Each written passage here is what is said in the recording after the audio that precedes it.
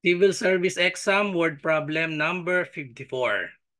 The sum of money is divided among Ethan, June, and Raj in the ratio 5:6:9. After Ethan gives 50 pesos to his sister, the ratio becomes 3:4:6. Find the amount of money Ethan has after giving 50 pesos to his sister. So ang choices, 300, 360, 420, 450, and 480 pesos. Okay, so ang question na ito ay ipiniem lang sa akin ng isa sa member ng aking GC, pero nanggaling itong question na ito sa isang FB group. Nakita ko rin ito. So ayan, galing kay Miss Dane Lee, pinadala niya sa Civil Service Exam 2024 na FB group. Okay, so sagutan na natin. Medyo nakakalito itong problem na ito kasi hindi nabanggit dito yung sister eh. So sabi the sum of money is divided among Ethan, June, and Raj. So di ba parang puro lalaki ito lahat? Ethan, June, and Raj. In the ratio 5:6:9. After Ethan gives 50 pesos to his sister. So yung sister dito ni Ethan, wala dito sa tatlo. So Ethan, June, and Raj. So, so ibig sabihin, babawasan lang natin ng 50 pesos itong pera ni Ethan, magiging ang ratio na nila ay 3:4:6. Okay? So, sagutan na natin. So, ang ratio daw nila 5:6:9. So, ibig sabihin, may number dyan na nakamultiply. So, itong 5, 6, and 9, nakamultiply yan sa constant na number. So, let's say yung number na yon ay hindi pa natin alam. So, lagyan natin ng x. So, ang magiging ratio nila ay, ang money nila ay 5x, 6x, and then 9x. So, ito si Ethan, si June, and si Raj. So, ang sabi, kapag daw Ethan gives 50 to his sister, so nagbigay siya, so ibig sabihin, mababawasan ng 50 yung pera ni Ethan, tapos ang magiging ratio nila ay magiging ng 3:4:6. So ang tanong, find the amount of money Ethan has after giving 50. After giving 50 to his sister. Okay, so isolve lang natin ito. Gamit lang tayo ng dalawang pangalan dito, tapos i-prepare natin dito sa new ratio. Kahit alin dito, natigda dalawa. Okay, so pwedeng si Ethan at si June lang, pwedeng si Ethan, si Raj, tapos si June, tsaka si Raj, pwede rin. Basta ipa-partner din natin dito sa ratio na dapat sa kanila dito sa number na 3:4:6. Okay, so gamitin natin si Ethan tsaka si June. So therefore, dito sa kabila, 3:4 yung gagamitin natin. Okay, so therefore, ang magiging equation natin, 5x minus 50. Dahil nabawasan na nga ng 50 si Ethan, tapos si June, wala namang pagbabago, 6x pa rin. Tapos equal sila sa 3:4. Okay, so isolve na natin ito. So colon form ang ratio natin, ratio and proportion. So i-multiply natin yung dalawang dulo, yan yung extremes. Equate natin sa product ng gitna, which is means. Okay, so unahin natin itong 4. So we have 4 times 5x minus 50 equals 3 nakamultiply dito sa 6x. So just solve for x. So distribute natin yung 4. 4 times 5x, we have 20x. 4 times negative 50, that is negative 200, equals 3 times 6x, so that is equal to 18x. So solve for x, pagsamahin natin yung x, so pwedeng itong 18x ilipat natin dito sa kabila, tapos si negative 200 ilipat natin dito sa kabila. Okay, so therefore magiging siyang 20x, 18x pag lumipat magiging minus 18x, si negative 200 pag lumipat magiging positive 200. So therefore we have, combine natin ito. So 20x minus 18x. So dito natin isulat. 2x na lang siya equals 200. And then divide both sides by 2.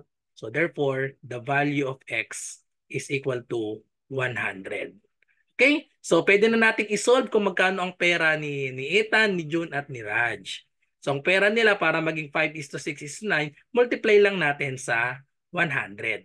So therefore, ang pera ni Ethan ay equal sa 5 times 100, so that is equal to 500. Kaso ang tanong ay, find the amount of money Ethan has after giving 50. So subtract tayo ng 50 dito. So ang pera ni Ethan after giving 50 ay 450. The correct answer is letter D, 450. So therefore, i-check natin, ang ratio nila ay kung 100 yung ating constant of variation. So yung original na pera nila ay times lang natin to sa 100 ay 500, 600 at 900. So tapos kapag nabawasan ng 50 si Ethan, so i-check natin kung magtutugma sa 3:4:6, magiging itong 450, yung 600 ganun pa rin, tsaka yung 900 ganun pa rin. So i-divide natin lahat itong tatlo. Pag dinivide natin lahat yung tatlo sa 150, magiging na siyang 450 divided by 150, 3 na lang yan. 600 divided by 150 is 4. 900 divided by 150 is 6. So yun na yung ratio. 3:4:6. Okay, so tama yung sagot natin. Okay, so kung sakali naman na kagaya ng sabi ko kanina, tatluhan kasi ito. So dalawa lang ang gagamitin natin. So kung gumamit tayo, halimbawa, ang ginamit naman natin ay si June tsaka si Raj. So tingnan natin kung tutugma pa rin. Kailangan pala ang gamitin natin yung nagbawas. So dito si Ethan. So si Ethan at si Raj ang gamitin natin. So itong 3:6 ang gagamitin natin. So tingnan natin kung ang ma-check natin ay 100 pa rin yung magiging sagot na value ng x. Okay? So magiging value pa rin ng x dyan. So we have 5x minus 50. So ito yan. So Ethan and Raj tayo. So 5x minus 50 is 9x equals 4:6. Ayan, 4:6. So i-lowest term natin itong 4:6. So i-divide pareha sa 2. So itong 4 magiging 2 na lang. 6 divided by 2 magiging 3. So tapos product of the extremes, ayan. And then equal sa product ng means, itong gitna. So we have 3 times 5x minus 50 equals 2 times 9x. So simplify natin, 3 times 5x. So we have 15x, 3 times negative 50 is negative 150 is equal to 2 times 9x. So that is equal to 18x. So therefore, pagsamahin natin yung dalawang x natin. So subtract 15x to both sides. So parang hindi eksakto, no? So negative 150 equals 18 minus 15. So we have 3x. So hindi nag-eksakto. 3:6 pala. So sorry. So Ethan and Raj pala. So dapat 3:6. Bakit 4:6 yung nagamit natin? So dapat ito ay 3:6. Tapos malo-lowest term, magiging siyang 1:2. Yun. So kaya pala hindi nag-eksakto. So ito dapat ay 2 lang ito. Ito namang kabila ay 1 dapat.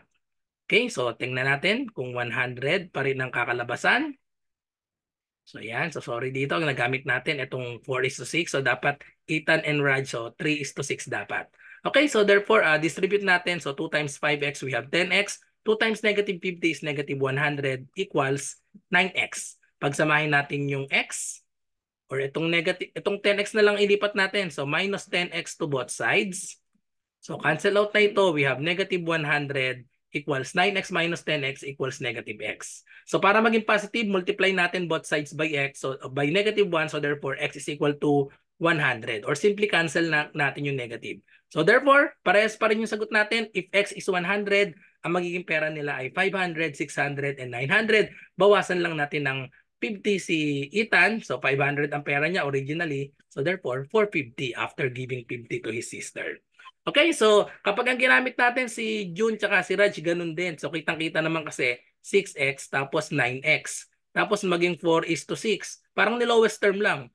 6/9 equal yan sa 4:6. So ayun, so 100 pa rin yung maano natin dyan. Okay, so that's it. So thank you for watching. I hope nagustuhan nyo yung explanation ko para sa problem na ito. At kung meron kayong math question, i-comment nyo lang dito sa aking YouTube channel na GTR Math Tutorial, or i-PM nyo ako sa aking FB, sa Messenger, RJ Enseñado. So good luck po sa lahat na nagre-review. Bye-bye and God bless.